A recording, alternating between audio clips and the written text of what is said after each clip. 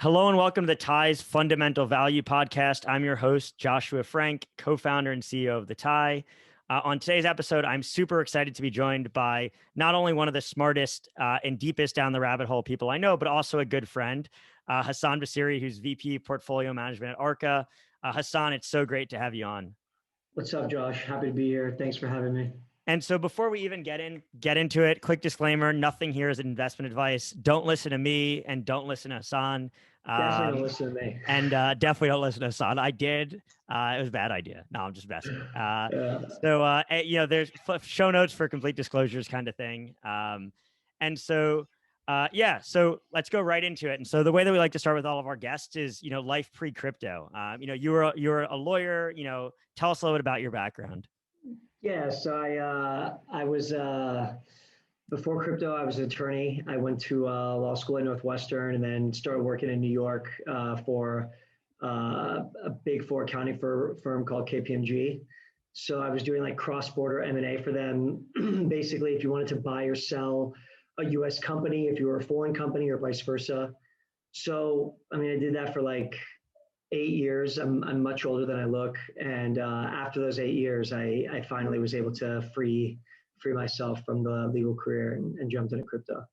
And so when did you start falling down the rabbit hole? Because I assume it was before you left KPMG. Yeah. I was buying like in 2013, I was like buying Bitcoin for like $4 or $5 because I was actually like, my brother was like, we were sitting at a poker game in like Louisiana. I'll never forget this. So my brother goes, "Have you seen this like magic internet money that drug dealers are using?"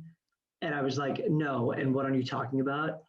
And essentially, he was like, "Yeah, like, all the normal memes, like pseudo anonymous, you can send it in an hour." And like, he was also saying at the time, he's like, it's theoretically not traceable, and which is obviously incorrect. But the point is he kind of like sparked my interest when he told me about it, and I started going down the rabbit hole, read about Silk Road, like the Vice article, or not the Vice, the Verb article, where they just talked about Silk Road, and I just checked it out. And honestly, like I wasn't even messing around on Silk Road, but like I like obviously went to the site, checked it out, and then just fell down the Bitcoin rabbit hole and read the white paper, and then like honestly never looked back.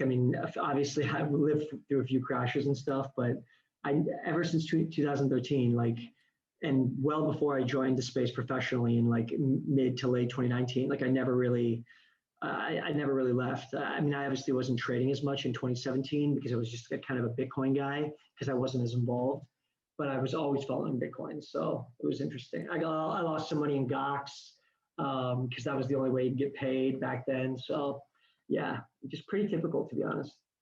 And so did you hold through 2013 or did you sell at times? Did you come back? I'm a PM trader. So like, I'm always trying to get in and out. Like, in the beginning, like I remember like the first time I bought it in 2013, I literally bought it for like $3 or $4. Like, and this is like, I think more or less right when Coinbase started. And I bought it for 3 and the next day it was like at 45. And I sold like half and thought I was a genius. And then the next day I was like back down 10. So it was just one of those things where, you kind of like, you get used to the volatility. And I honestly believe that like my experience just being in this, like trading it and like owning it for a long time and losing a bunch of money in the GOX thing and situations like that have kind of trained me to accept volatility and size positions correctly. Like I'm used to rug pulls, and you try to like avoid those and limit the risk there. So it's like you get hardened after many years of rug pulls. So was your first purchase on Mt. Gox or? No, I think I was a Coinbase guy. Got it. So you started right when Coinbase got off the ground. So did you do any peer-to-peer or anything back in the day? I did, yeah. I used to when I was in Chicago for school. I did like local Bitcoins. Like I met some guy, like gave him cash in an envelope, and he like transferred it to my account. We like sat there and like bullshitted for like an hour, and it was like in February. It was freezing, but like I didn't know what else to do. Like people were telling me like they used to send like MoneyGrams to random accounts and then have the Bitcoin show up like 3 days later. Like, it's just insane, like how people used to trade this thing. But yeah, I originally was doing it peer-to-peer. And obviously that's a not a scalable solution, right? So, But if you were doing it with $2,000 in 2013, it scaled very well for you. Yeah. But no, I did there's very few and far between people that just bought their first bag and just held throughout. Generally, the people that you see that are whales and have hundreds of thousands or tens of thousands of Bitcoin and just held.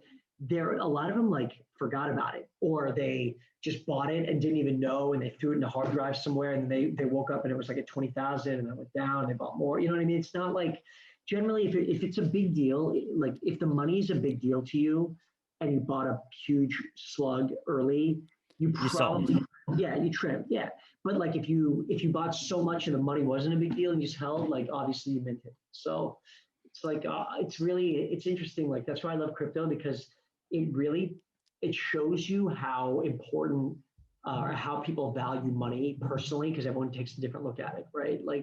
If it's a big deal to you, you'll just ride through the wave, or you probably won't ride through the waves. But if it's not, you'll hold. It's interesting.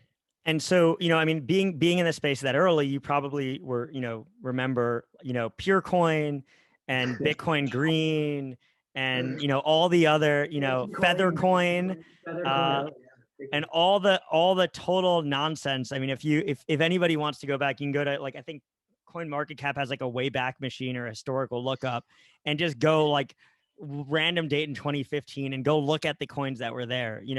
You had Bitcoin, you actually had Ripple, and Litecoin, and you had a bunch of other nonsense. So did you ever, Nova Coin, Feathercoin, Purecoin, did you ever dabble in any of that stuff?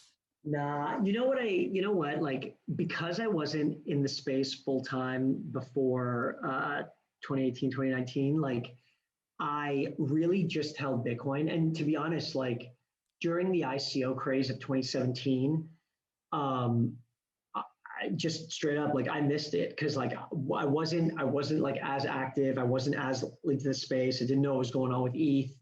And with the parity bug and the new ICO, I just wasn't as. And then I would see all these things go up, all these names that you mentioned go up, Dragon Coin. Do you remember that one?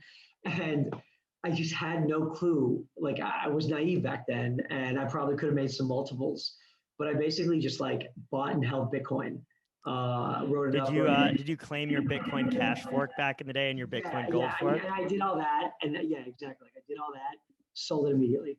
I still remember when Bitcoin Cash ran up close to $2,000 back in 2017.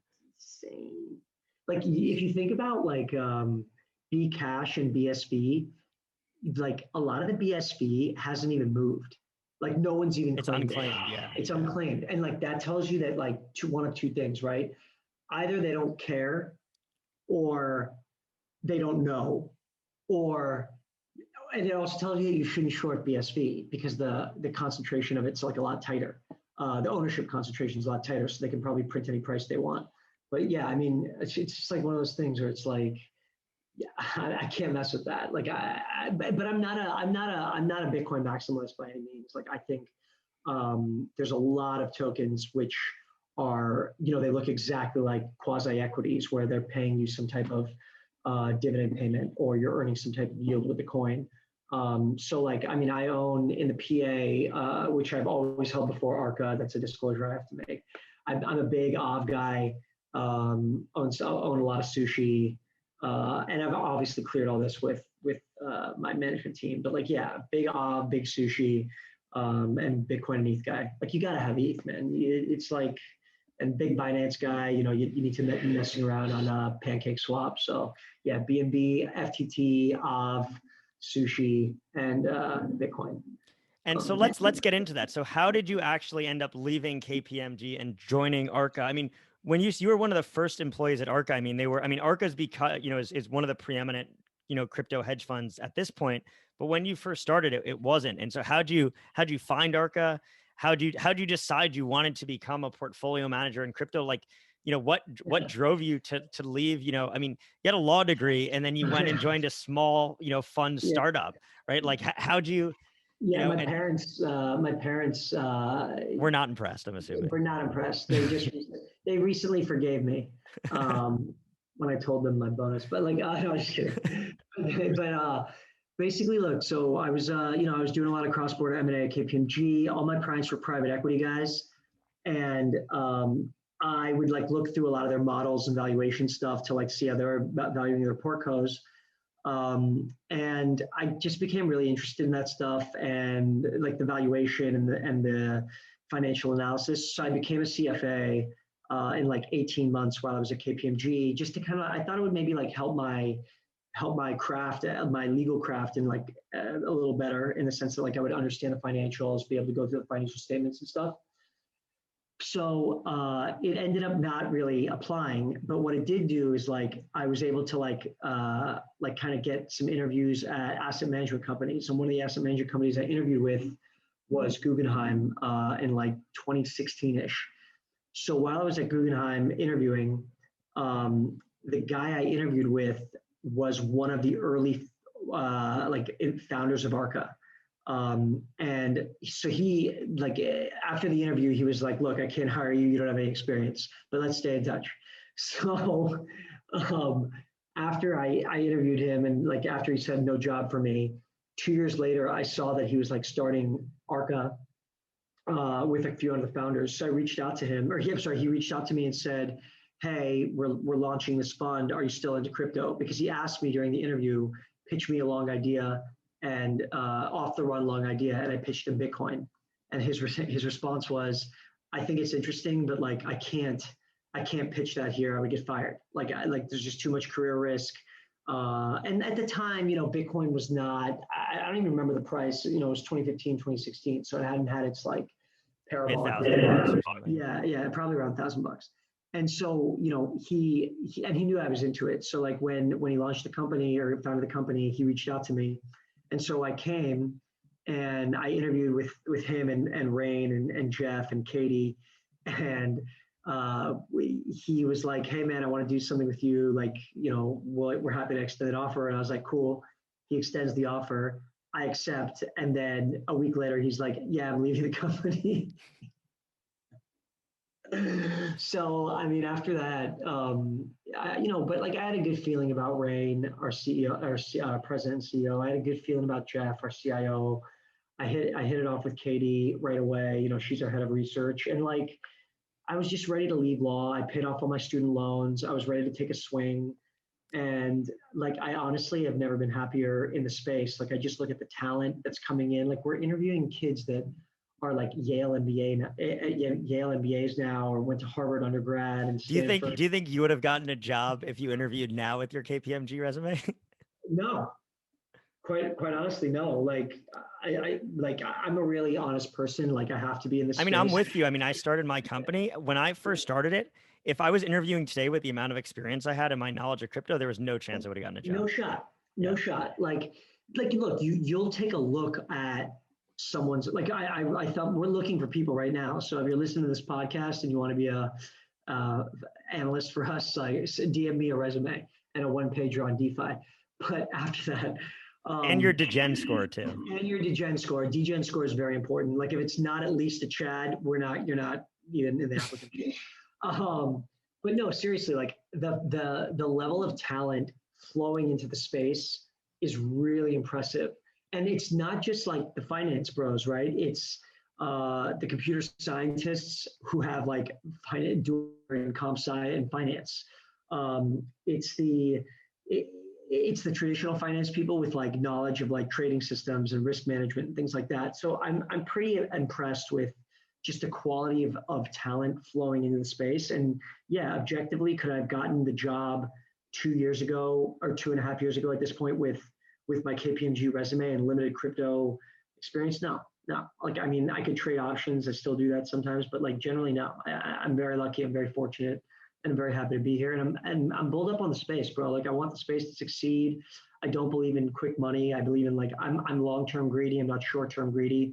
So I want the space to grow. I want the TAM to grow, and I want it to be $10 trillion asset class in 3-4 years. And so, yeah, can you tell us, what Arca is and what makes it different from other funds in the space? Yeah, absolutely. Arca is a long biased, hedge fund. We have a VC slice in the hedge fund. So basically, we have a liquid VC slice. So basically, for every $100, 15% is in longer term VC style bets. The other 85% is split between 4 buckets of risk: market beta, things like Bitcoin, ETH, catalysts or event trades. So things like mainnet launches, developer software upgrades, events, IEOs, things like that. Arbitrage, so like long short or things that are undervalued based on price to book. And then the fourth is derivatives and options. So yeah, we typically use derivatives and options as portfolio construction overlay. And what I mean by that is we don't use leverage on futures. That's one of the, we don't short, and we don't use leverage on futures. We don't short unless it's paired with a long, and we don't short futures just because we think the entire space is one long call option. There's no reason to short unless it's like hedged out. So the reason that we're different from other funds is, one, we don't use leverage if it's not puts or calls, right? I get my deltas and more beta using calls, and I reduce it using puts. And we also take a fundamental approach to the space. I know everyone thinks the space is memes and hype and marketing, and that's certainly true to a certain extent. I'm not like trying to lie, that definitely factors into our analysis. But we do try to take a fundamental valuation approach using like transactional comps. Like, so for instance, like there's an Oxy IO on the 11th and it'll list on the 16th. And based on other IOs that FTX has done, that BitMax has done, that Gates done, I have an idea of what it should trade at based on what sector the IO is in. So it's like a lend borrow decentralized brokerage. So I already have an idea of, I know it's coming at 15 cents. I know what other IOs came at 15 cents for lend borrow protocols. And, I'll get into the Discord, I'll ask my questions about circulating supply and stuff, and I'll come up with a number that makes sense based on transactional comps and transactional or comparison protocols. So, there's a lot of fundamental analysis. There's a lot of like intrinsic stuff that we do. Obviously, we look at like and how much of that matters in the short term versus the long term. Totally fair. So like, if it's a catalyst trade, which I would think this falls into that bucket of risk that we do, I have basically a price target, an entry and an exit point, a capital at risk number, how much I'm willing to lose, where my stop loss is, and like an upside price target. So you plan the entire trade beforehand. Yeah, and it's like based on like, look, if I think, I'm just making up these numbers, like, but if I think it's going to come at 15 cents, and obviously all the bots are going to get it before me, so I'll be lucky to get it at 50 cents. And if I think I can get $1 out of it, so I'm buying it at 50, my sell is $1, and my stop loss is like, I don't know, 25 cents. So that's 2-to-1 risk reward, right? And based on a 2-to-1 risk reward and a 1-day time hold, or 3 or 4 or 5-day time period of holding, like what is the appropriate amount of risk to put on that? And we have like an internal proprietary risk model that measures like volatility, liquidity, fundamental view, catalysts, and I'll put scores for all these, and the risk model will spit out like an ideal position size based on my risk reward, volatility, liquidity, these things. So, I mean, a lot of it's planned out. Obviously, computers don't make every decision. Like I'm trading it and I will make a decision. But like that just gives me a mental framework for risk reward and probability of profit and things like that. And I'll work within those parameters and try to make the best decision I can. So is a lot of the fundamentals related to like relative valuation and, valuing, for example, looking at L1 comps, right? And being like, okay, AVAX is this, therefore I think Matic can be that, is that a lot of how you look at fundamentals now? And does that depend on the market cycle? It depends on a few things. So like certain things, like you can value intrinsically, right? Like a lot of the DeFi tokens, you can value intrinsically. Like Sushi and Uni are pretty easy examples of like, they pay you There's a price to earnings. There's a price to distributed earnings on Sushi because it has like a 5 basis point dividend. There's a, like theoretically, Uni does not have that yet, but like you can normalize it, right? You can say if Sushi's paying you a 5 bip dividend and Uni does the same thing, how would they look? With Cake, you could do the same thing because Cake actually has a 20 basis point fee, but like you can normalize that too and say, okay, what if the fee was 30 bips and what if they paid 5 of that out? So you can kind of like normalize everything and look at it intrinsically for certain tokens.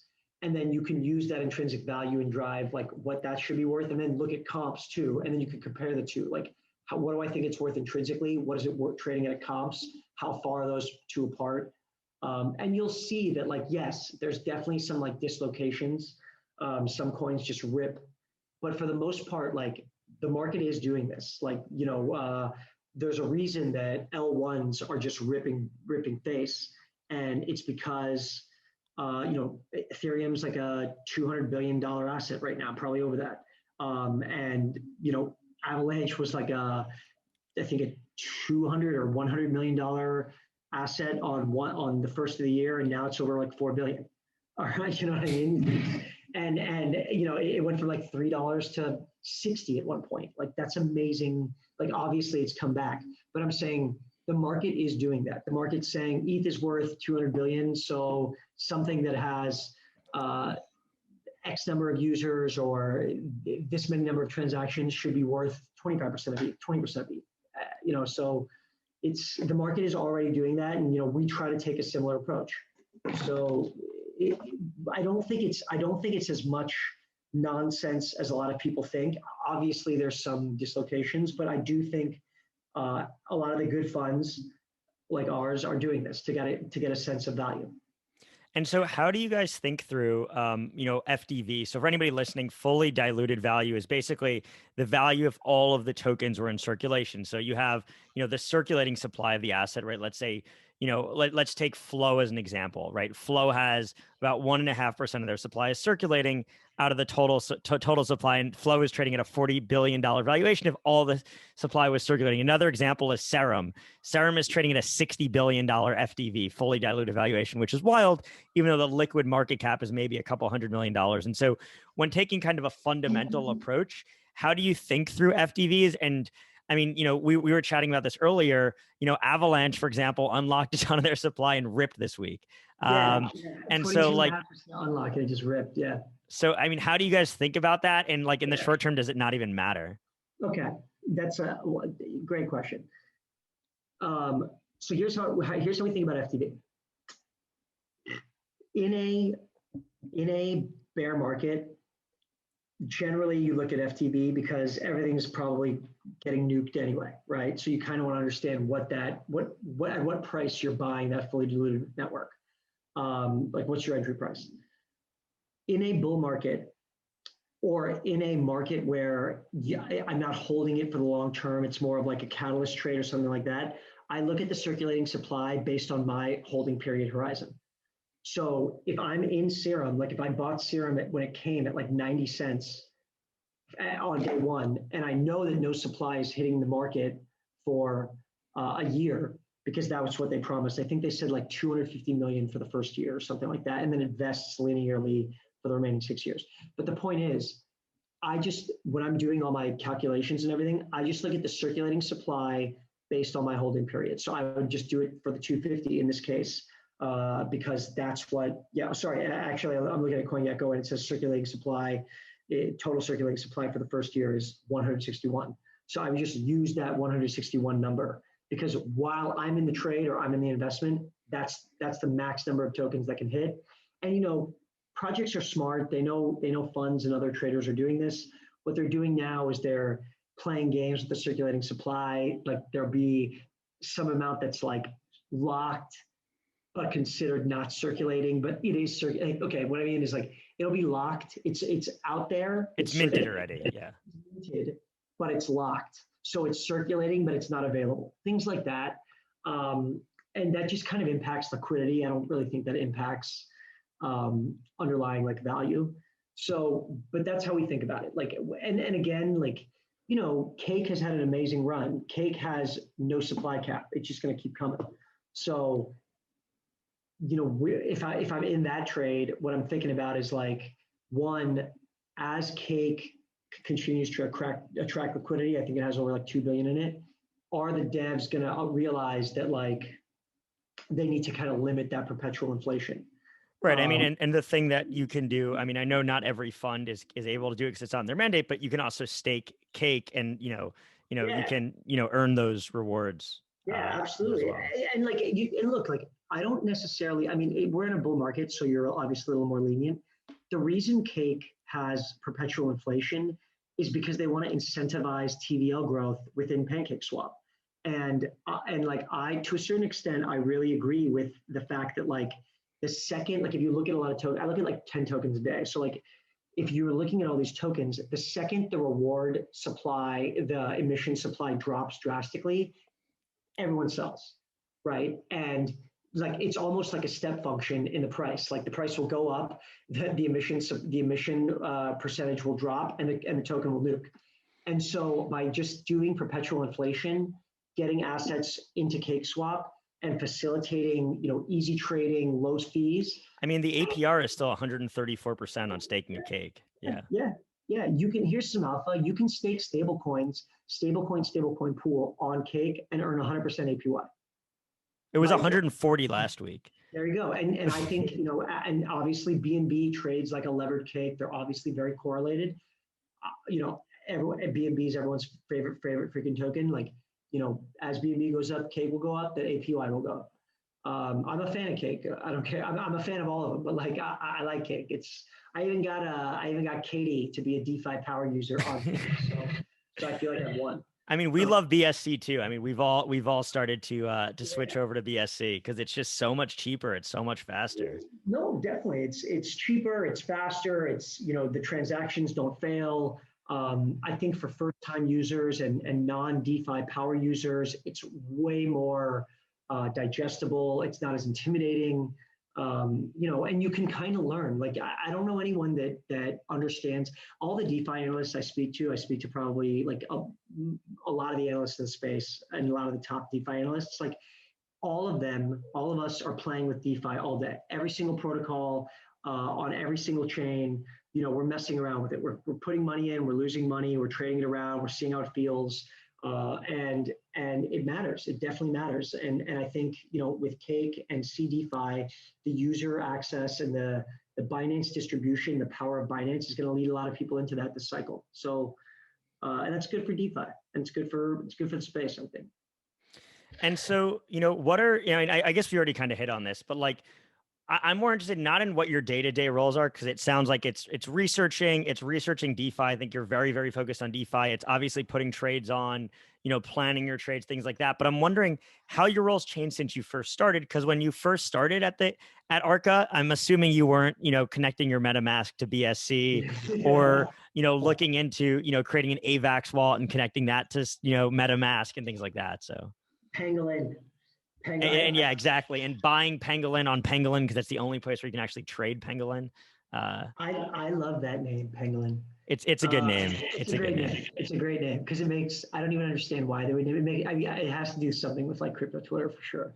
Well, actually, before you even run into that, what are your thoughts on Pangolin? It's only at a $13 million market cap, as it relates to circulating supply, and it's down, from $20 at launch to like $6 now. Yeah, I mean, but like, here's the thing, right? As the inflation picked up, I mean, I think it's coming like 256,000 a day, right? In the first week, it ripped out of the gate. But I do think, I personally think that in terms of, okay, let me take a step back. When I connected my MetaMask to BSC, it was a very seamless process. You get the BNB from Binance, send it into your MetaMask wallet, and you're on Cake. It was not as seamless with Avalanche. And I think, well, you have to make a website, a wallet on their website before you even start. Yeah. And you have to bridge your assets, and like you have to like stake ERC20 to get a Avalanche version of the same token. And that, for right or for wrong, that does cause some friction, right? And you have a pegged asset on the other side. or I'm sorry, a locked asset on the other side, and it's all totally necessary at this stage, but like it does cause user friction, and that does reduce stickiness.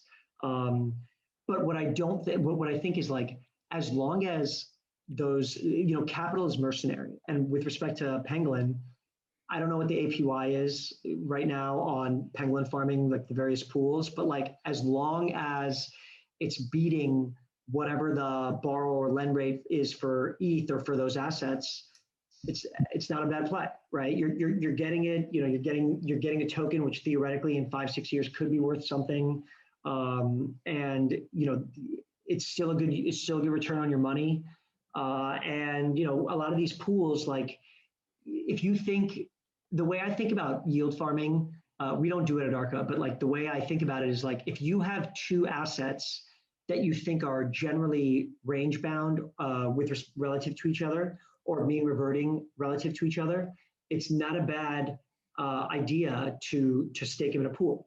And yes, there'll be dislocations, like ETH may go up 50-60% in a year, but it may come back down and you've made money. That's like volatility harvesting for the pool owners.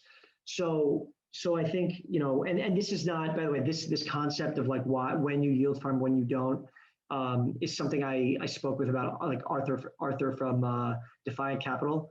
So like if he's listening, shout out to him, because that's a great way to think about when to farm. Are the two assets that you're pooling? How are you calculating beta? You just doing that internally? Yeah. I mean, it would be a terrible idea I personally would do something like, I'm much more likely to do something like Bitcoin ETH, right? Because like that ratio kind of stays around 0.025 to 0.04. It has historically for a while, like, generally 0.025 is a good time to buy ETH. 0.04 is a great time to sell ETH. That's historically been the relationship. So like, if you think it's going to be in that range for a long time, and you're pooling your capital, and traders are going to be in and out of wrapped Bitcoin ETH pools all day long, it's not a bad strategy.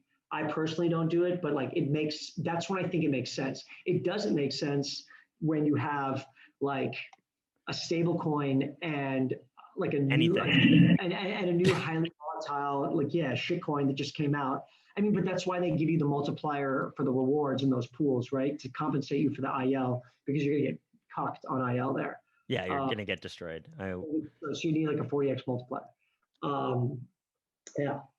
And so we kind of skipped over that last question, which is my fault. I distracted us. But in terms of how your responsibilities have changed, like what were you doing when you first started and the capital pool was so much smaller and you were a much smaller team in a smaller firm, and how has that turned into this? Because you've kind of become like it seems like the resident DeFi expert at Arca.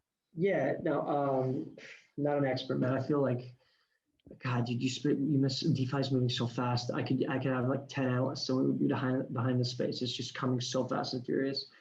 But no, I think, okay, when we first started, it was just like me, Katie, and Jeff trying to figure it out, like trying to figure out what moves these tokens, trying to understand like what the value drivers are. I wasted a lot of time in MV equals PQ, because remember that was the thing, the Berniski model, which is a great way to think about it. It's completely wrong, but there's nothing wrong with that. Look, like there is not I have the crypto assets book somewhere. I think we've all read it.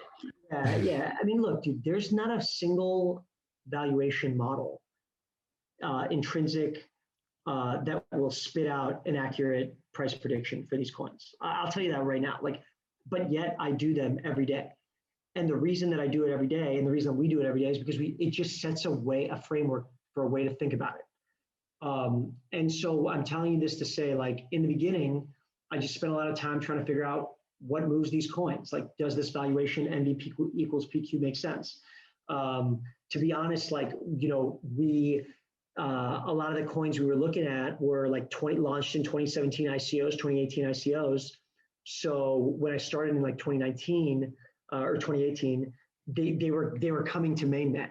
So like when they're coming to mainnet, a really sexy trade was like the mainnet launch trade, where you just ride it up into the mainnet and then sell it like a week before the mainnet. Yeah, they were all buy the rumor, sell the news trades. Exactly. Yeah. So like you kind of like understand like that. You know, we did some number crunching around that, and then obviously like you start to learn that like events and sentiment matter a lot, which is why uh, your tweet volume metric is so important.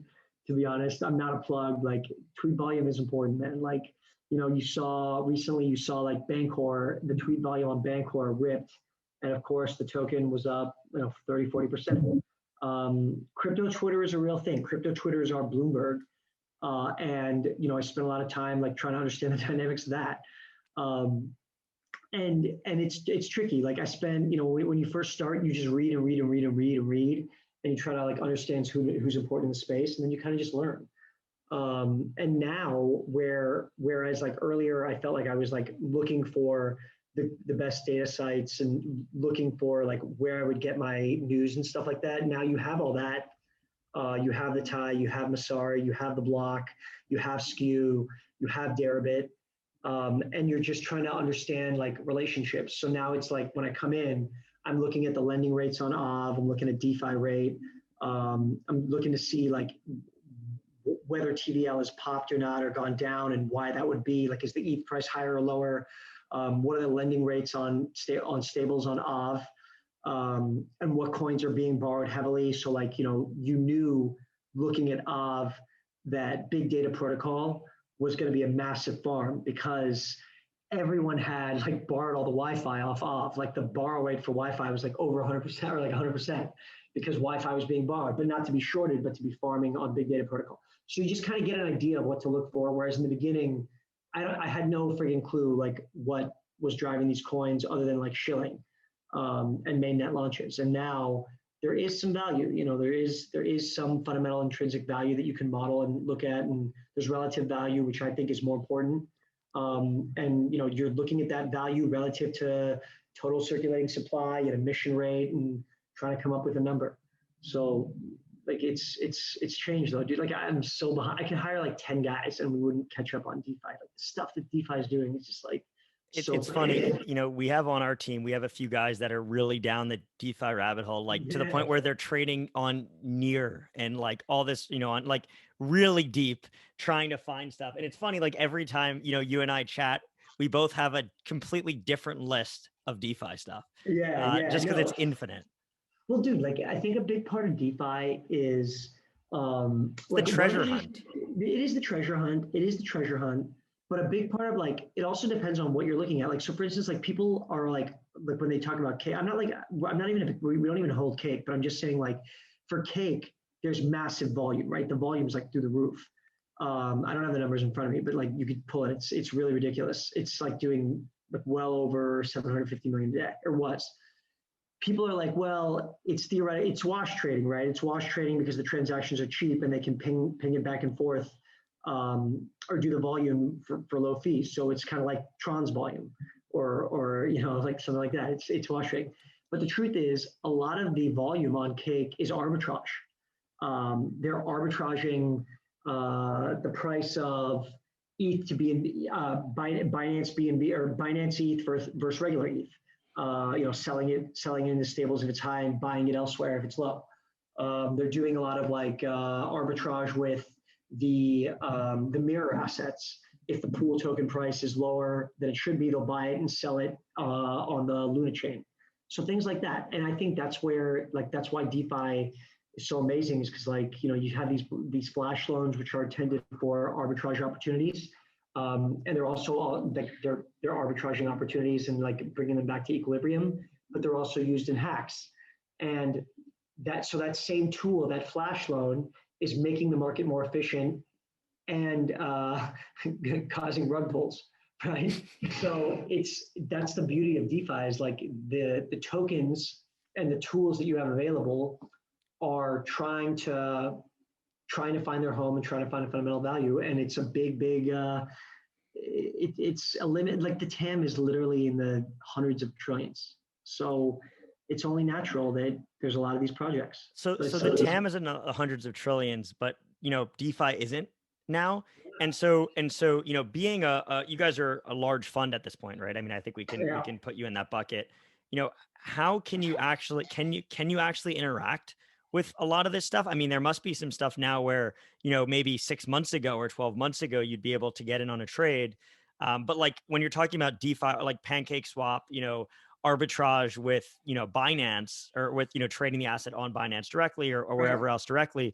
I mean, what is the liquidity like? Can you actually get in on a trade like that? When you first start and you have very low AUM and you just have $1 in a dream, you can take a lot of positions in quote unquote shitcoins, right? Because you don't have a lot of money, and it's like everything is based on percentages.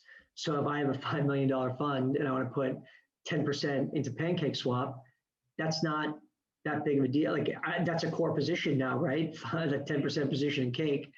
But like as you get bigger, like a $500,000 position is not is like nothing. It's 25 bips, right? So it's tough like to think about like position sizing in that regard. So what I'm trying to say is, as you grow, the percentages get harder. It gets harder to trade these coins, especially the illiquid ones. And even now with our size, DeFi, a lot of DeFi tokens are not liquid. They're not liquid because they're either staked, like a lot of AVAX, like 35% of AVAX is staked on the platform. A lot of sushi is staked in X Sushi. Um, uh, you know, Compound, a lot of it's being staked too. So the point is, these are still illiquid coins for the most part.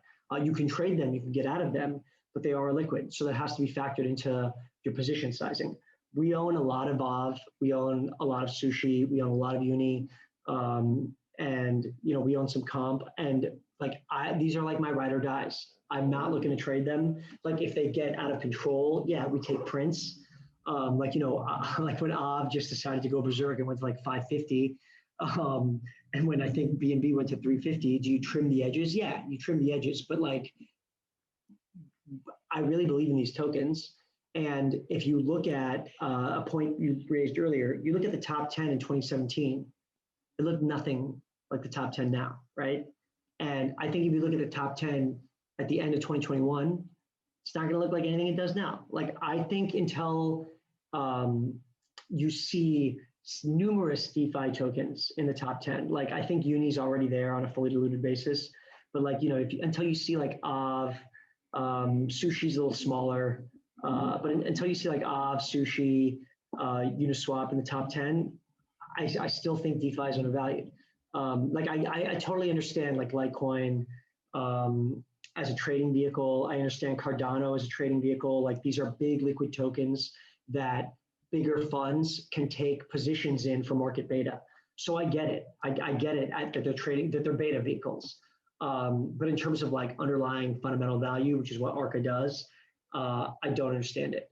Well, what about like I'm looking now on the top 20 assets. I mean, Stellar is 12. Yeah.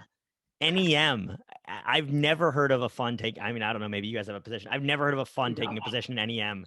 I mean, now Terra's 19. Wow, that's impressive. But like, I mean, EOS is still 24th. Tron is still 26th. I mean, you go down this list. I mean, Neo is still 34th. When's the last time anybody talked about Neo? I mean, it's pretty unbelievable to me. I mean, Dash at 42. I mean, why are these assets still so highly valued? Who's buying them? Yeah, I think it's a few things. I think one is that it kind of goes back to my BSV example, BCH BSV example. Like, yeah, that's the total supply, but one, that's not like if you did it on circulating supply or liquid market cap, these tokens would be much lower because no one's claiming them. No one even knows they have them. What's the guy's name from XLM? Jed McCabe? Not Jed McCabe. Jed McCaleb. Yeah. I mean, he's gone to EOS. He's gone. XRP, obviously. XRP. Is this the same guy, Jed McCaleb? Jed was a co-founder of XRP, yeah. Or Ripple. No, what is his name? Dan.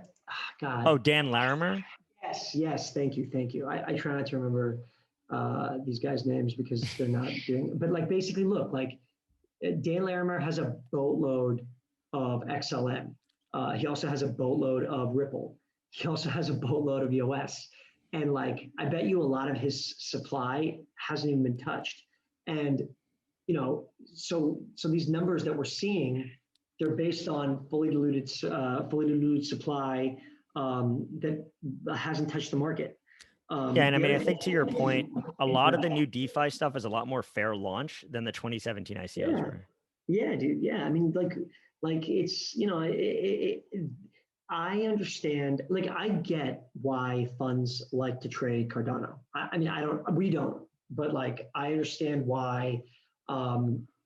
It is a $35 billion asset. If you need to put on, for a lot of the funds now that are like 500 million, if you need to get on sides quickly, you can short 50 million of Cardano. I mean, no problem. You can short it via futures. And all of a sudden, like, you've reduced your market exposure by 10%, or actually more, because of the higher beta that Cardano has. So I understand ADA. I understand trading ADA. I don't understand the value of ADA, but I understand trading ADA. And I think that's what you're seeing with a lot of these tokens. Like the other ones you named, NEM, I've literally never heard of it, which is embarrassing.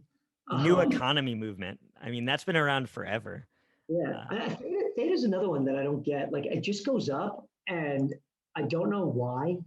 I think a lot of these assets are, and we've had this conversation before, Yeah. are predominantly retail driven, right? It's kind of interesting in crypto where, and we've talked about this, you kind of have, retail has discovered a lot of assets that institutions have not, for better or for worse. And, not saying one is better than the other, but, we've talked about the fact that if you go on YouTube and you type in crypto, half the videos are Cardano, right? Yeah. Theta is really big on YouTube.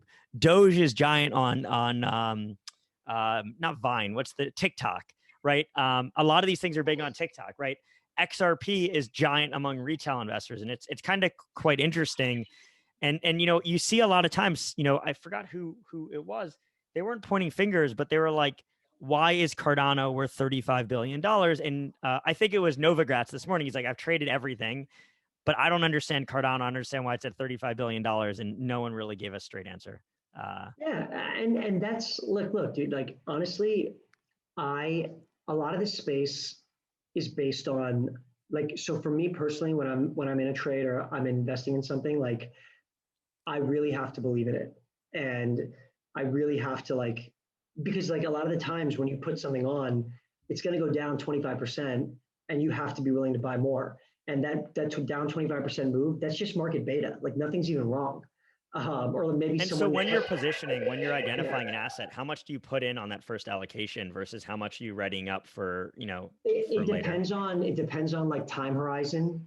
If I'm in the trade like early and I have time and it drops, yeah, you got to buy it. But like, if I'm doing it for like a week, and it depends on my risk reward, my risk reward profile already wasn't good, and I'm in it a week and it falls, I'll just kind of ride it. And if it hits my stop loss, I'll cut it. But the point is that like, I'm just trying to say, like, if I could believe in the value proposition of Dogecoin, or like a fundamental trade on Dogecoin, I would put the money in it, but I can't. And I wish, and honestly, like, maybe you could say, like, objectively, that's the wrong decision. Similar with Theta. Like, I don't understand Theta. I'm sure it's a great token, but like, if I understood it and I just sat in it, I'd be up. What would I be up? I'm just looking here. A lot. Yeah. I'd probably up more than I'm up on like off, and more than I'm up on Uni, and more than I'm up on Sushi. Yeah, dude, this thing was, oh my God. It's like a competitor to Twitch or something. Is that what it is? Yeah, I guess, is that the meme? It's up 20. It's up, like, I mean, it's not up that much relative. It's 6x from 1-1. I mean, the big trades this year are BNB, AVAX, Solana. It's all the L1s. Yeah, dude. And we were on that, March perp for the Solana thing. Like, we were on that one, that trade. That was a good trade. The AVAX one, I did not maximize value on that. I sold like probably too early. I sold around like $20. But I mean, I was comfortable there. You know what I mean? Like, it's all about risk, reward, and comfort. Like, if you told me on January 1st, you're going to buy something at 350 and sell it at 20 3 weeks later, I would do that all day, every day, forever. I mean, how hard is it not to FOMO? Because in this space, you just see, I mean, like Theta as an example, right? I mean, Theta ripped. I mean, Chili's has been ripping. I mean, there's every day something else. I mean, I don't even know. I mean, like, let me see what's ripped today. I don't even know what's ripping today. Theta Fuel is up 65% today. Theta tokens up 19. Helium is up 36%. Like, you know, I haven't heard about Helium in a very long time. I mean, that's kind of a comeback. It's a multi-coin bag, yeah. Yeah, no, I think Helium has a pretty solid retail base because of like the node. Like you could run The mesh network, whatever. mesh network, and you get like rewards. So like you pay whatever you pay for like the the external hardware, and then through that you mine and you earn money mining. So I think that's why it's big with retail. But no, I mean it's tough. Like here's how I think about crypto sometimes, or my job, digital assets. It right now in this bull market, it's like musical chairs or a merry-go-round. Like everything gets turned. What hasn't ripped, you should buy that because that's going to get its turn. It's going to go up. And yeah, you're seeing ridiculous prices in the market. You're seeing ridiculous things happen. But I think over time, the market will mature. The best assets will accrete value. And yeah, like I'm confident, I really am confident that you're going to see a different top 10 at the end of the year. And when we go through some type of a correction or some type of, maybe not as deep of a bear market as we've gone into the past, because there's a lot more fundamental value in the space now. There's a lot more substance. But when the smoke clears, I think you'll see the stronger, more value accretive tokens at the top. And for us, that's yield producing flows. And what I mean by that is like exogenous flows, not like just rewards, but tokens that produce cash flows exogenously. So like if you're holding it, you get ETH. If you're holding like a non-OP or like you're holding OP, you earn fees in ETH. Things like that, or you earn balance or pool tokens, or you earn trading fees via the platform, which are converted to stable coins. In other words, like you're earning external cash flows, and that adds value to the system. And so I think you kind of addressed this with the relative valuation thing, but like, how hard is it to buy when everything's going up? And how do you decide where to put your money? And when do you just decide like I got to take some cash? Yeah, no, that's a great question. It comes down to like portfolio construction. So like, let's say I want to be max long. Remember, we don't use leverage. So if I want to be 100% invested, then I will have to buy puts to limit my downside exposure. So I will spend a few. Can you do that on everything you're trading though? Can you buy puts and everything? No, so you have to use proxies, right? So like for us, we slant heavy towards DeFi. Like, and what I mean by that is like probably like 30-40% of the book, depending on the range, is in DeFi tokens. So DeFi tokens have a very strong correlation to ETH. So you'll buy ETH puts, even though they're extremely expensive. The thought process being like, if ETH trades well, or if DeFi trades well, these coins have such high beta that I will make multiples on the cost of insurance via the profits from the up move. And obviously, I'll take profits like when things get out of control, like AV at 550, BNP at 350. I will take profits. I will not like totally cut it unless it gets insane, but I will like reduce exposure and take cash. And then that cash obviously is used to buy back lower or buy more puts the next day or the next month. For Bitcoin, I think Bitcoin's trading so low right now that you don't worry about it too much. You kind of just like, it's not set it and forget it. Obviously, if it went to 70,000 tomorrow, I would trim, but it's, the narrative's so strong. There's very big players in the market that are accumulating right now, and it's fine. And also like Bitcoin doesn't really hedge your book because we try to keep a relatively low Bitcoin adjusted beta to our portfolio. So we try to look for coins that are not as correlated to Bitcoin. Yeah. And do you Which, think the next bear market, which inevitably will come, whether that's in 2 months or in 6 months or in a year, or whenever it is, do you think assets will be as correlated to Bitcoin as they were in 2017? Obviously, every asset was correlated to Bitcoin, but was underperforming for the most part in 2018, 2019. But how do you think that through, or do you think Bitcoin has kind of become a separate asset class, and you could see a really sharp bear market in alts, and Bitcoin is more just stagnant? yeah, no, that's a great question. I mean, I talk to Jeff about this all the time. Like, what does a bear market look like? And we think that Bitcoin has kind of uh, transcended the space in the sense that like it's viewed as so many different things by so many different types of people. So like obviously it's an inflation hedge. It's an alternative to gold. It's a growth asset. You know what I mean? There's so many different narratives. It has a narrative flex to it. So the point is that when we go into the next bear, I think that Bitcoin holds its price a lot better than it's held it in the past. Now, does that mean it doesn't have a 40, 50% drop? No. That just means I don't think you're ever going to see a $10,000 Bitcoin again. Or even, I mean, I don't think you're going to see a $20,000 Bitcoin again. You'll see from wherever we are, I don't think you'll see a 50, 60% drop from here.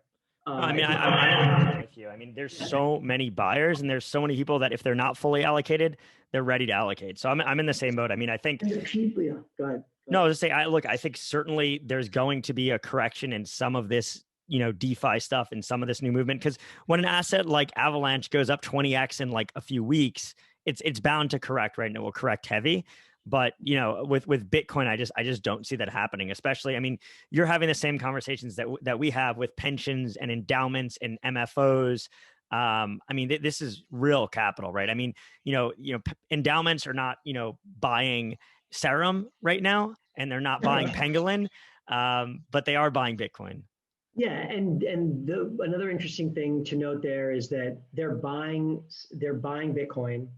These are longer term holders, like Mass Mutual made a $100 million Bitcoin purchase. Yeah, they're not selling anytime soon. They're not trying to flip it for like a 30, 40% or even 2, 3x gain. Like it is truly viewed as a hedge. Um, you actually worry more about the hedge funds getting into the space that if they're having a bad year, which they may be, and their biggest trade, or they probably have like a 1% or 50 Bitcoin position in Bitcoin, and that thing is like 5, 6x, and that's a nice P&L generator. They will sell Bitcoin to take the profit and make the books look better, right? But you don't worry about the other types of holders because these are just longer term holders. And with these types of holders, Bitcoin actually gets safer the higher the price goes. It becomes investable above $1 trillion. A lot of these pension funds and institutional capital allocators, they can't buy an asset which has a sub-trillion-dollar market cap. It's in the mandate. So the risk level actually decreases, as stupid as it sounds, the higher the price goes. And the higher the price goes, it kind of resets everyone's mental model. Which is why Bitcoin is so hard to trade, because everyone has you can sell the dream on Bitcoin to anyone, because it's truly like the floor is the floor is zero and the ceiling is infinity, and everyone is subject to the same whims. So yeah, I mean but to answer your question, I think the bear market will look different for Bitcoin than it will for a lot of these other tokens, especially some of these NFT projects. And yeah, you're trading at 40 billion fully diluted today. You're This is probably flow we're talking about. I'm not saying anything about flow. I'm just saying, What about Wax? Wax totally ripped the other day too. what is wax at? God, Jeff. Oh, Wax. So I was on a live stream and I was talking and I was saying, I think Wax is probably going to move. Go pull up a Wax chart right now. Oh my goodness. I didn't look today, but man, it's tripled in a week. God damn it. I mean, it's still way down from, go pull up the 1 month chart. A month ago, Wax was at, Wax P, or Wax P. Yeah, Wax P. It was at 5 cents a month ago. It's at 17 today. Oh my Um, God, dude. Oh I my think it gosh. went up 40% yesterday or 50. I think it's up over 50% at some point yesterday. Um, 7 day chart, 70%. Yeah, dude. I'm telling you, man, like I love the space. You just got to realize everything gets turned on the merry-go-round. Um, and your job sometimes is to just kind of assess when, like, what's musical chairs, what's the trend, what's the narrative, and when is it a good time to get onto the ride, and when's the best time to get off the ride. And generally, you should be getting off the ride when all of crypto Twitter is shilling it. And generally, you should be getting on the ride when all of crypto Twitter says it's a scam project. Like you kind of gotta be smart enough to trade against like the herd sometimes. So it's tough. and so, yeah, I mean, I don't want to go too long and take up all your time, but I do have a few additional questions that I think Yeah, are fun. let's do it, Um, brother. Yeah, so let's finish up with DeFi and L1s, and I have another question. But the first thing is, talking about merry-go-round. Let's talk about DeFi as a merry-go-round. How do you even go about, or it doesn't need to be DeFi, it can be anything. How do you identify that new asset which hasn't pumped yet? Is it just a matter of looking at what on the 1 month chart hasn't moved and is in a similar category? Like how do you identify that? And it's a really hard question, I think. No. I mean, it's smart. Like, I'll give you an example. Like we traded. We knew that we thought that non-ETH layer ones and their AMMs would be a thing because of all the hate that ETH was getting because of the transaction fees. And we noticed that like the cake was taking off for BNB on the BSC chain. Obviously, we traded Avalanche, Pangolin, and then when Matic rebranded to Polygon and started QuickSwap, you knew because of like this trend that was going to be a thing. You knew immediately it was going to be a thing. So you kind of like can get some size there quickly if you can. Obviously, it's getting harder to get size. $2 million position is like a point. It's hard to get that kind of size. And like if I put 2 million in, if it goes up 100%, I've made 1 point for the fund. Is that risk worth it to trade an illiquid shitcoin for 1%? Probably not. But the point is like you identify these things, you identify the trends. Like when another easy example is like AV went ham and went to 550, but comp hadn't really moved. That was an easy rotation trade. Like they are natural competitors. I have my preference, but like if AV goes up 50, 60% a week and comp hasn't really moved, you should be buying up. Sorry, you should be buying comp. Synthetics and Mirror is another one. Like Synthetics was mooning, you should be buying Mirror. And I think that's the merry-go-round, that's the rotation play, that's the game we play. I think ultimately, like, I mean, it's no different in stocks either, right? Like that happens all the time. Like sector rotations. And people say like, oh, when shitcoins are pumping, that's when the market's frothy. Shitcoins being like sub 100 million or sub 50 million market caps. That's no different in the equity market either. The end of the rally is when the trashiest stuff is ripping the hardest, and that happens all the time in our space and happens in equities too. So there's a lot of similarities there, and you just have to understand that. And so, you alluded to this earlier, so, you don't need to go in too much depth, but, what are your thoughts on the different L1s? Obviously, as a rotational play, it made sense, but what are your thoughts long-term? And what are your thoughts on, obviously a lot of people are fed up with ETH, especially smaller traders don't want to put $500 trades on Uniswap because, your gas fees are going to be 15%. Your hurdle rate is ridiculous with gas fees. And so, in the long run, I mean, do you think that gas fees have hurt ETH and ETH is going to lose, maybe ETH grows, right? And maybe the pie grows, but ETH, do you think ETH is going to become a smaller piece of the pie as kind of the L1 pie grows? It's a great question. In my opinion, ETH will always be the layer one, the king layer one. But your question is very good, and it asks of relative growth of the other assets against ETH. And I mean, obviously, you're already seeing like Polkadot, which I think is like what is Polkadot right now? Like a 50 billion, or I actually have to check this. What is DOT? Dot is 33, Yeah. 34. 34 billion. And so obviously DOT has grown much faster than ETH this cycle. Do I expect that to continue? I don't know. For me personally, I think as soon as ETH, and I know it's a while away, as soon as ETH in 2-3 years scales, moves to proof of stake, they figured out all the sharding and all like the other, everything else they have to do to make sure ETH works. I do think that ETH just maintains that value capture and the dev share and the TVL. I do think what's going on now with the other layer ones and like the Phantoms and Maddox as like L1s as the new L2 trade, I do think that's a trend. But for the most part, like DOT's not a small chain anymore. You know, we're going to see how that thing plays out. Avalanche has gone 10x in a month. Let's see how that plays out. Let's see if Pangolin can cause people to stay. I still think it's a lot of hype in a lot of the chains. I do like the TVL capture that these chains are using. I do like the cross integration. Like, so for instance, I like the Solana, Serum, Oxygen, Radium. Like, I like that whole trade where the projects are kind of like teaming up or integrating fully with each other so that users come into the ecosystem and stay. I like that whole thing, which is why I think BNB and Cake have value.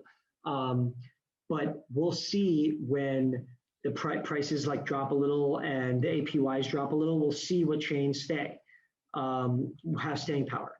But I always think ETH will have staying power. It's the first one. It's the next one. In my opinion. Yeah, and I think to your point, you know, I'm looking now on DApp Radar. I mean, if you look at PancakeSwap, obviously it's grown so much. It's only got 57.79 thousand active users. I mean, that's, you know, if you look at, you know, I mean, I think, you know, we're so far down this rabbit hole, both of us, right? But I think if you take a step back and you think of the rest of the world and what the rest of the world's allocating to, right? When an endowment inevitably allocates to Bitcoin, you know, the next question is going to be, so what's next? And I don't think they go down Binance Smart Chain, right, and say, let's buy BNB. You know, I don't think they're looking at, you know, the fact that Auto Farm has 7,000 users and Ape Swap has 4.17 thousand users, right? I think they look at ETH as being that, you know, kind of secondary asset and their, you know, potentially even their exposure to this DeFi boom. Yeah, no, I definitely agree with that, dude. I think no one is investing in like serious. I mean, I don't even know that institutions are investing in ETH yet, but I just think that ETH will always have. I'm not a maxi. I invest in everything. I trade everything. Bitcoin and ETH to me are still by far and away, the two most important assets in the space. And I'm a huge DeFi guy. And I'm telling you right now, I don't ever think Bitcoin and ETH will be displaced as the number one and number two most important assets in the space. Regardless of everything that's going on in the other L1 chains. And there is a lot of stuff going on, and that's fine. Like, there can be other stuff. Like, to me, it's still going to be Bitcoin and ETH with the most staying power. And yeah, so a couple other questions. I know I got a bunch written down, but let's rip through them. I'm giving long answers because I miss you, man. I haven't seen you in weeks. I'm just talking a lot. Yeah. So my next question, this wasn't actually on my list, but it's something that you and I chat about all the time, which is the Grayscale trade. And so what are your thoughts on what's going on? Obviously with, you know, GBTC ETH trading at a discount, obviously Barry came out today and said, you know, DCG is going to buy back 250 million. You know, what are your thoughts from talking to other funds? Do you think anybody's going to blow up on that trade? Do you think Barry is saving people? And what kind of tail risk do you think any of that this has? I mean, I think there's a few things. The first one is that there's a lot of ways to buy. Like, Barry goes out and they have a very good trading desk. If Barry buys GBTC out of the market, he can short Bitcoin futures against that and collect premium on basically an arbitrage trade, right? That's one. So he's not just doing it like he's doing it to help the brand and to help the asset and to help the investment, but he's also making money. If he brings GBTC back to par or even at a premium, that entices more people to enter the trade. That's good for Barry. So Barry is making money via buying GBTC, shorting futures, collecting funding. He's making money if he brings it back to par or a premium because people are putting money in and he gets the admin fee. He's also making money if he saves BlockFi, however he's saving them. So like by making sure they don't blow up, right? So I mean, do you think BlockFi is not covered there? I mean, what are your thoughts on BlockFi? And given that DCG has Genesis and they're not investors in BlockFi, what incentive does Barry actually have to save BlockFi? Brand equity, right? Like this is your flagship asset. It's right. If you blow up the biggest, yeah. Like I mean, and look, dude, Barry Silbert did not. Sorry, Barry Silbert did not. I did not mean that. Barry Silbert did not get to where he is today, being a billionaire by being stupid. He knows that a Bitcoin ETF is on the horizon. He knows that he has an exit plan. Like you don't achieve his level of success without looking 2, 3, 4, 5 years down the line and understanding what the landscape looks like. They're both helping the product as well as helping themselves, if that makes sense. And I mean, they're also getting Bitcoin, even if they're not, shorting Bitcoin to do the trade. I mean, I don't know if you saw, they just posted like 12 job postings for ETF related jobs in Stamford, Connecticut. And maybe they know that that they're going to get approved as an ETF, and they're just collecting that additional yield on Bitcoin before they get approved. There's a lot of ways to skin that cat. It trades like a very odd asset. It's not a normal thing. I mean, I love and hate crypto Twitter. I really love and hate crypto Twitter. Like you see a lot of terrible takes on GBTC, and I understand it. Like I've traded these assets. Like we were in the ETHE trade. Thank God we got out. Like it's not there. I don't think there's a free lunch there anymore. And I kind of think it lasted a long time. It lasted a long time, but you can tell that like the second that it got too big, it's a funnel issue, right? Like getting out the way it trades. I'm not sure if your listeners know, but like it trades via pink sheets, and what that means is if I want to get out or if I want to sell, I submit an offer and I see a bid for, let's say, 100 shares at X price. I can hit that bid, but the way I hit that bid is I just submit my offer at the same price. The market maker sitting in the middle clearing the pink sheets, he may not clear my 100 shares. So if there was a bid at 100 shares and I submitted an offer at 100 shares at the same price, only 50 of those shares may get taken. So what happens is, and it happens, right? Like 50 of the shares I get out of 50 of the shares, and then the bid moves 50 cents lower. And then I re-hit the bid 50 cents lower for the same number of shares, and only half get filled. And because of the way that it trades, it just makes it so that you get these dislocations both ways. There's a dislocation to the discount if people want out, and conversely, there's a dislocation to the upside resulting in a premium if people want in. It's just the way it trades via the pink sheets.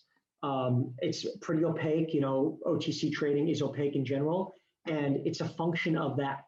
So I think that's what you're seeing. I think the ETHE thing is kind of a sign that like really it's just funds in the trade. Like institutions are not buying ETHE. And I'm curious how the Litecoin one's going to work out. Crypto Twitter freaks out about like the 20,000% premium when there's like two shares. Because there's no shares outstanding. There's zero. Yeah, but they don't know that. They don't know that. And they're like, oh, you can arb this so easily, just like, long, short. It's just like, nah, bro. It's you got to wait. It's a year, maybe 6 months.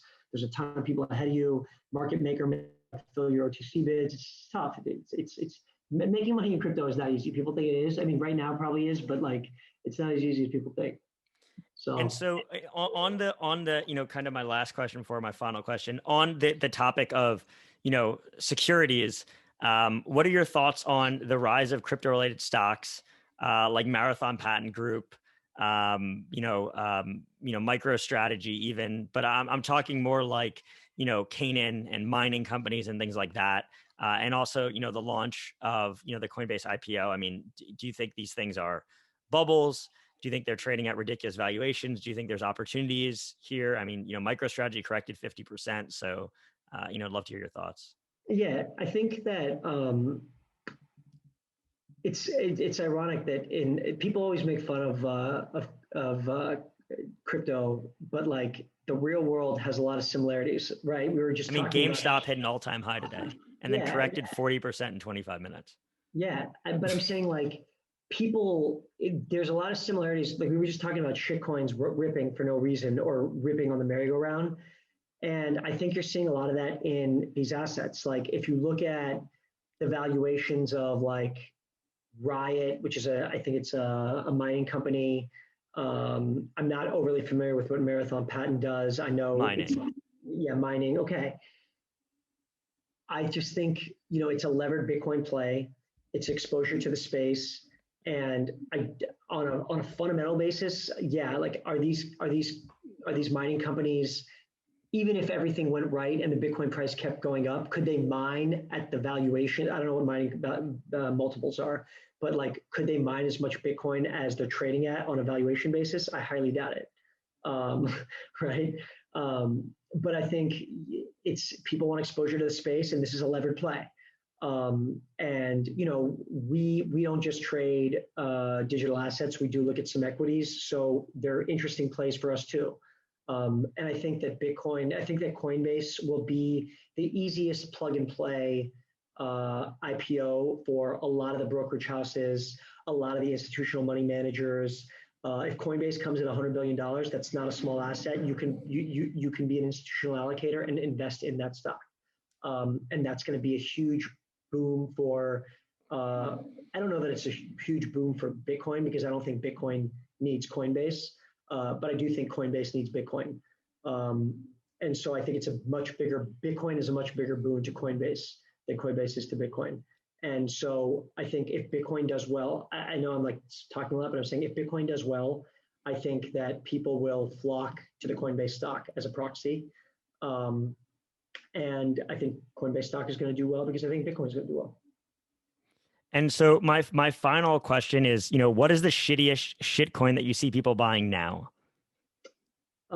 Or today? I should ask today because it changes every single day. Yeah. So shittiest shitcoin. A lot of people are in Gourmet Galaxy gum, which is just I don't hold any of these. I don't trade any of these. Arca doesn't hold any of these. We would never put money into these. Please invest carefully. This is not financial advice, but yeah. So Gourmet here. Let me look at my shitcoin list on CoinGecko.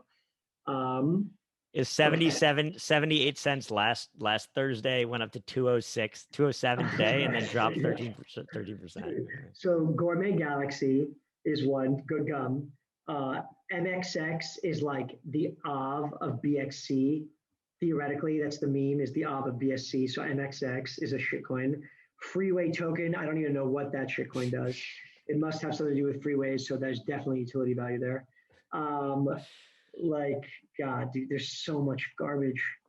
Pi, DeFi, like I just know the ticker is called Pi because DeFi Pi is a shitcoin that I've been shilled recently that I can't. What was the one that we were talking about the other day? Thug something. What was that one called? Thug Finance, dude. Come on. Yeah, I didn't. I passed on that. I passed on all these. But dude, one that I think is very interesting is the B20 token. Like I just think that's a great proxy for like NFT art. Because of the Beeple token. I don't know if people are interested in that. I think the Beeple auction on Christie's is like at like 13 million for one of his paintings. And I think the B20 token represents 20 of his paint. Like just a really quick background, like B20 is like there's 10 million tokens and the token is currently trading around $20. So, and what the token represents is fractionalized ownership in Beeple's artwork. I think there's like 30 total tokens in the set, and Beeple has 20 of them, or 20 of those 30 are Beeple's works. So if you figure like that one goes for 12 million, let's think his first piece will go for 12 million, and there's 20 or 30 pieces in there, and the set trades at a premium to the individual, 200 million theoretically for a fully diluted valuation. Like it sounds okay. Like, that I'm getting there, like saying 20 a token times 10 million tokens. So 200 million tokens, or 200 million is the value of the set that you own a fractionalized interest in by holding the B20 token. So like, theoretically that makes sense. if you believe that NFT art is here to stay. And I mean, $12.5 million bid is not a joke. So there's been stupider shit out there than that. Traphouse.vip was what I was thinking about with the Thugs Finance. I go through this fundamental analysis on B20 and wow, it makes sense because there's a proxy and there's a price in the market and you're on Thugs Finance. So that's nice to know, brother. Nice to know. All right. Well, thank you so much for taking so much time. I really appreciate it. I'll obviously drop it in the description, but where can people find out about you, learn more about Arca that are interested in learning more about the fund? Yeah, so www.ar.ca. AR.ca is the fund website, and then I'm on Twitter at Hassan Bassiri, Hassan Bassiri. I'm a lurker, so if you just slide into my DMs, I'll hit you back. I don't tweet too much though. Awesome. Thanks for the time, Hassan. Thanks, Appreciate bro. it.